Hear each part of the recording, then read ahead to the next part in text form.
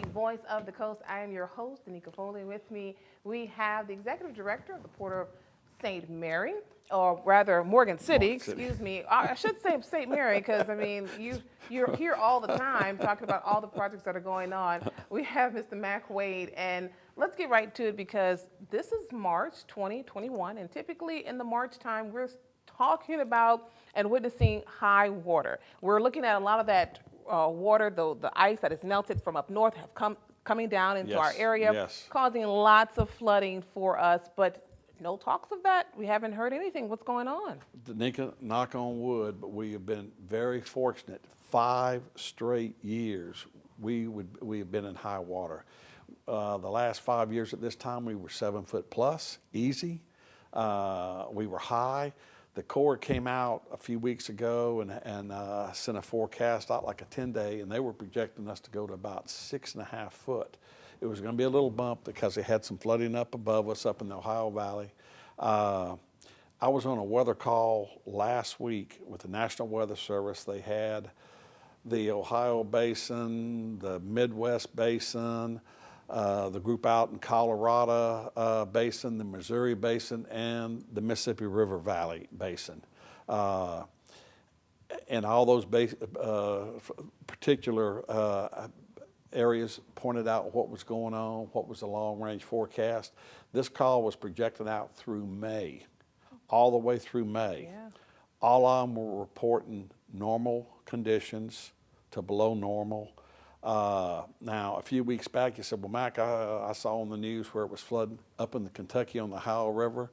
There was a little bit of flooding, and if you were flooded, you didn't say well, that's a little bit, but I mean, they had some flooding, but the whole system was able, that's why we might have had a little bit of bump.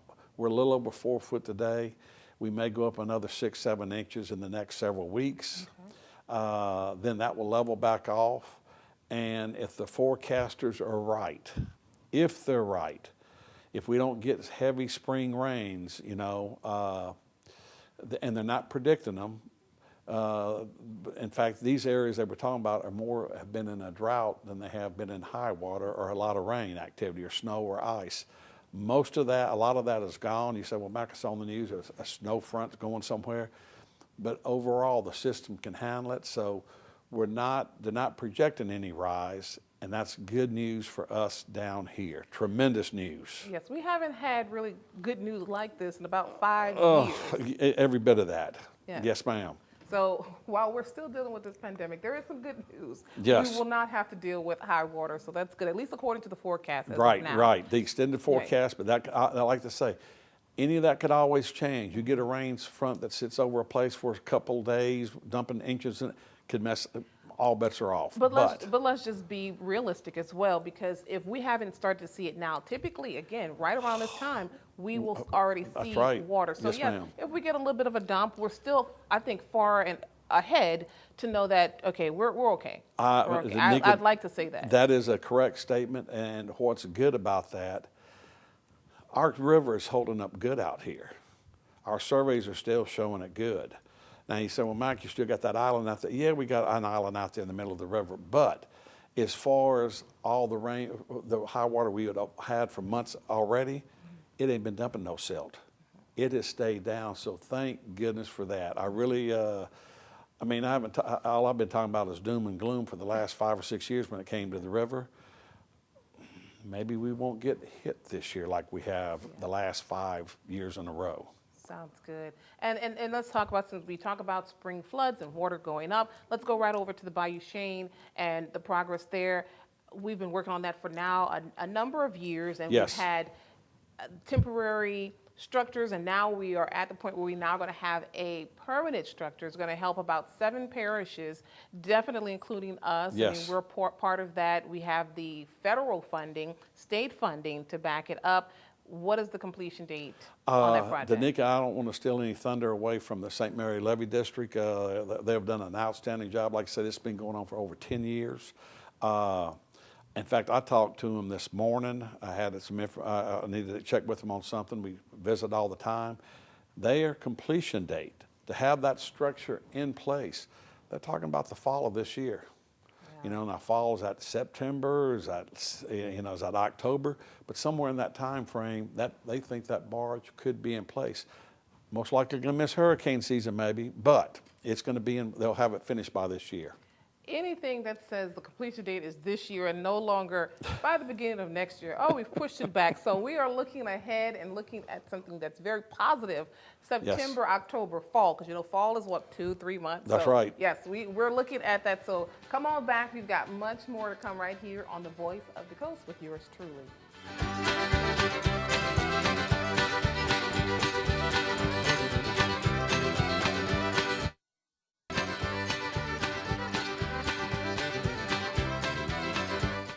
Welcome back to the Voice of the Coast. Again, I am your host, Danika Foley. With me, we have Executive Director of the Port of Morgan City, and that is Mr. Mac Wade. Now, we started talking about Bayou Chene, pretty much thought it was at the end. However, you got to throw in this very good news because I think the residents of this parish deserve to know where all this money is going and what's going on with the money. And I do want to commend the Levee District. They have done an outstanding job.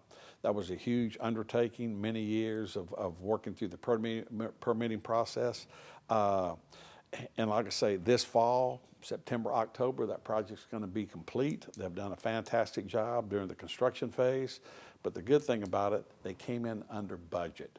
And that's something you don't hear too often, projects coming in under budget. So How much under budget? About $10 million under budget. That's outstanding on a Yes. project that size. Typically, when you hear of projects going out to bid or you need money, you may have not enough. You got to go back and bid out more, Exactly. over, and we know where that money is. That's good. So I'm happy to know that they came under. They've So done a that's very good job of managing that project and looking out for the taxpayers' money. Oh, and that's most important. Yes. Now, yes. speaking of, again, high water, low water, let's go to Berwick Bay. Okay, Berwick Bay right now, probably the last time I reported, there was about a 500-foot wide sandbar started on the Morgan City side that went out towards the middle of the river. Mm-hmm. When the dredge came in, we were able to cut 250 foot on the Morgan City side, all the way from Washburn's Conrad's, all the way down under the bridges, all the way to the train bridge, and turned it out to the channel. And I'm glad to say the current surveys that we received from the Corps, that channel is staying open at this time. It is not filled in. It ought to be filled. We haven't been able to use it in 5 years. Because either when the high water would come and it would fall, it would leave all the sediment, and I'd have only 3 or 4 foot in there. Wow. The fuel docks are remaining open. Our industries along the way are open. There's boats and shrimp boats enabled to get to the Morgan City docks. You see them there all the time now. Okay. We weren't able to do that because of this high water. What's the depth there at Berwick Bay is still? Right along the Morgan City docks, almost 20 foot. Come on.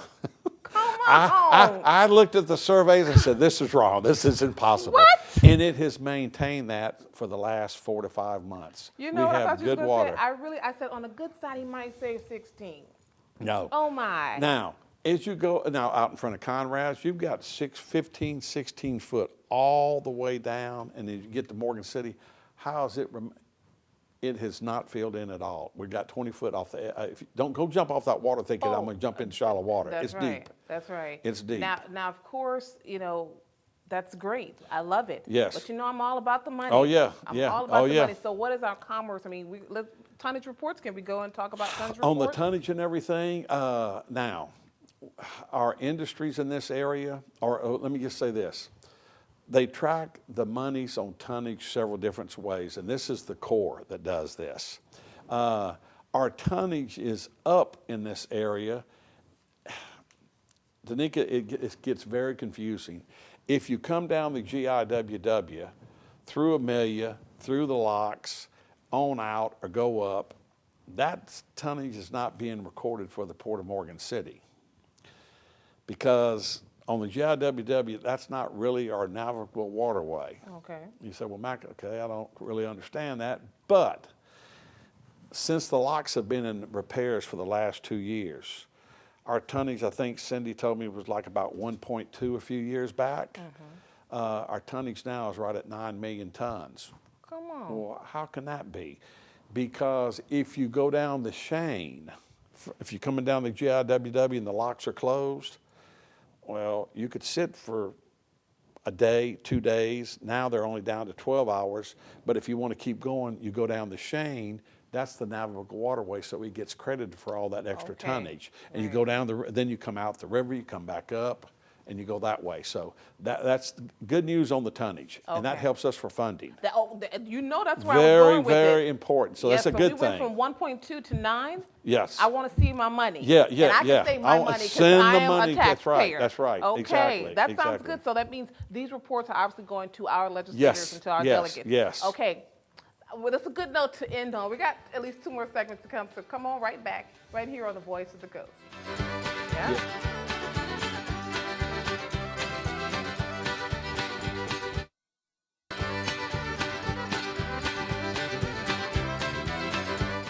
Welcome back to The Voice of the Coast. Again, I am your host, Danika Foley. With me, we have Mac Wade, who is the Executive Director with the Port of Morgan City. Now, again, high water, low water, this is pretty much what we've been talking about this whole time. I mean, this is actually kind of a record year in the fact that we have not seen spring floodwaters as of yet. Although, I won't say as of yet because we don't expect or have any forecast of high floodwaters during the springtime because typically we would see it right now. Yes. But forecasters have predicted that we won't see that, which is great, but we will have to wait until the fall to see what happens then, because that's typically when that happens a second time in any given year. But Stouts Pass, now we talked about high water, low water. Stouts Pass not doing too good, right? Stouts Pass is probably our worst spot in our system right now. Stouts Pass, if people not familiar, it's about 2 miles above Morgan City. About 2 miles above Morgan City is where Stouts Pass is located. It's silted in, it's sanded in. It is the route for the port, not the Port Allen, the old river control. Tows go up that to bypass Baton Rouge to get on up above about 30 miles of Baton Rouge to get in the Mississippi River. Okay. Very important waterway. A lot of traffic goes through there. But with the event of no high water, the Coast Guard's had to come out and restrict it to 8-foot drafts, which is low. Yeah. But one thing about it, you say, well, and we always have a problem, but I'm talking to the Corps, if it continues to get worse, the water drops, then we'll try to see if the Corps will bring in one of their dredges. We need a dustpan dredge up there. There's a cutter head, you're familiar with that, but the dustpan works different, but it's also a Corps vessel, and it operates a lot cheaper than the regular industry does. But it's a totally different type of dredge. But when do we expect that to start, or do we have the funding for it? There's funding in place. We would rather wait till the fall if we can, because I'm going to have a dredge coming in. I don't want to pay two mob and demobs. Pay for one dredge to come in, you got to pay for him to come in and pay for him to leave. Yeah. You got to pay for him while he's working. I got a dredge, I know that'll be coming in. I'm going to pay for him to come in, I'll pay for him to leave, I'll pay for while he's working. I don't want to do that twice. So we don't know, we're just going to have to monitor it, but the Coast Guard has sent out MSIB bulletins letting the mariners know 8 foot, no more than 8 foot draft. So that is it. So we just got to kind of play that one by ear, but we're not getting a lot of silt. That's a good sand coming down on us.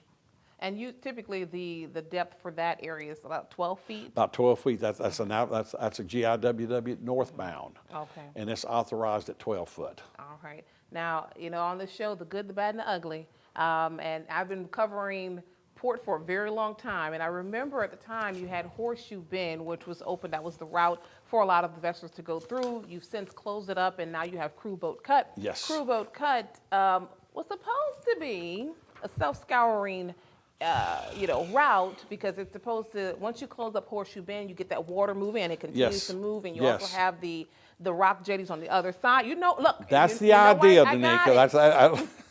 The scientists say that. Yeah, so why are we dredging? I do want to, I don't know how many of y'all are familiar. Yeah, put up a little bit higher. There you go, right in front of you. Okay, there we like go. This, okay. Yep. This is Crew Boat Cut.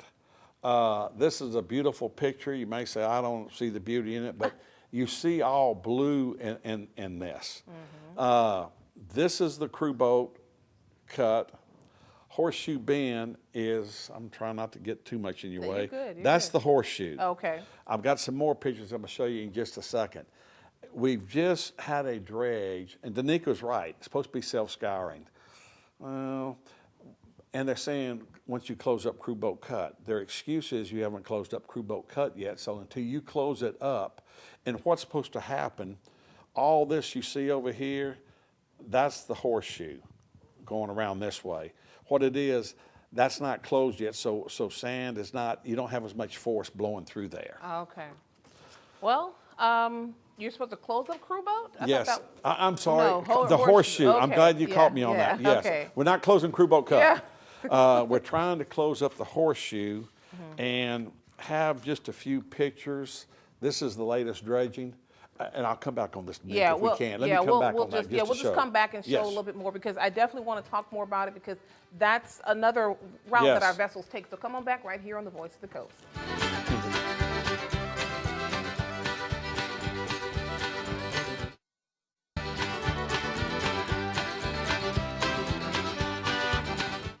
Welcome back to the Voice of the Coast. Again, I'm your host, Danika Foley. With me, we have Mac Wade, who is the Executive Director with the Port of Morgan City. Let's get right back to it, the Horseshoe Bend. If you've been watching so far, we'll tell you more about Horseshoe Bend because, again, just as a recap, now you know I've been following you guys for quite a long time, and when you guys closed up Horseshoe Bend, you opened up, or we had Crew Boat Cut, which was supposed to be self-scouring. Now, it's not supposed to require a dredge. However, things have changed and we have to dredge this. Why is that? What's going on? And Danika, just what you said, the horseshoe is not closed up yet.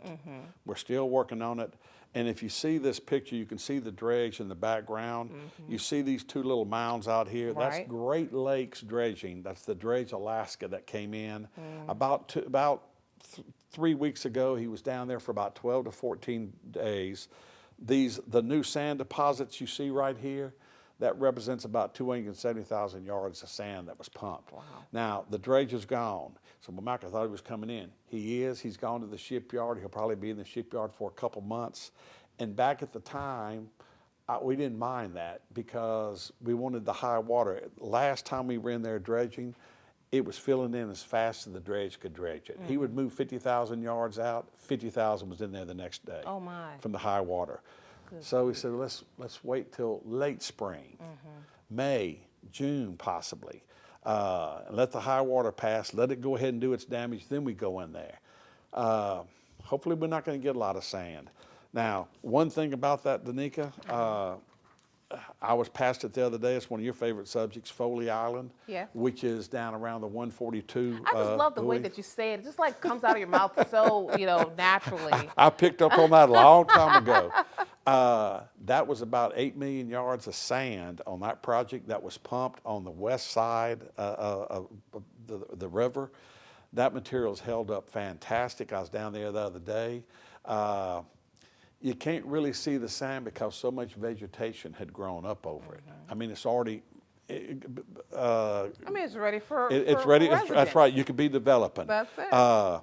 So the dredge will be back. He'll go from Crew Boat Cut down to Eugene Island, and what's that? What's good that's going to do you? I'm gonna have my sand totally out of the way for the first time in years, and the bar channel because Bryce is up to about working on a 200 set cut right now. The Corps extended its task order. They went from 50 foot wide, got another 100 foot wide. They gave them up to 150 foot wide. Now we're 250 foot wide, 200 foot wide. Okay. Come fall, folks, first time, I'm glad to say we're going to have a complete channel because this other dredge, when he comes back, he's working his way down the river. You got Bryce from the Sea Buoy working his way up the channel. These two are going to meet. We're going to have a channel, folks, in the fall. I'm loving it. And at 20 feet? Yeah, 20 foot, yes ma'am. Come on. Oh, I'm just, hey, like, knock on wood again. Somebody pop the champagne. Hey, this has been this has been a long time coming. Danika. And you know I'm all about the money. That's right. And so that means we have a 20-foot authorized depth. We have 250 all the feet, way out. What is it, wide? Wide, yes. We need to talk to our economic development director. We need to get some money. We need to get some businesses and some commerce. And let me tell you, and I'm put plug in for Evan Boudreau. We have been meeting with him several times. He is excited. He's bringing new energy in. He's going to help us because we want to find businesses to That's come right, in too. yes. We want business. But the channel, we will have a channel by this fall for the Now, first how time. long has it been since that has happened? Danika, I don't want. Now we've been positive all day long. Now you want to get me down. You know it's the good, the bad, and the ugly. Because I want the people to know how long this has been. It's We've been been working 5 on years this. since we had our last ship in, and let me tell you what, we stopped the shipping from coming in because we just couldn't. I don't want them to come in and get stuck. We can actually say we're going to have a channel, and they'll be able to see it on the surveys. They're going to be able to come up that channel and do business in the Port of Morgan City for this area. All right, hallelujah. That's all I can say about that. So, Yes. again, as always, I thank you so much for coming in and always giving us an update. All good things for the most part that we've heard. Definitely around this time we see spring floodwaters. We won't have or we don't have it, and we're gonna Yes. stay on that note. Yes. Thank you very much for coming and joining us. And as always, make sure to subscribe to us on Facebook. We are KWBJ TV 22, and also on YouTube, KWBJ Live. Y'all take care.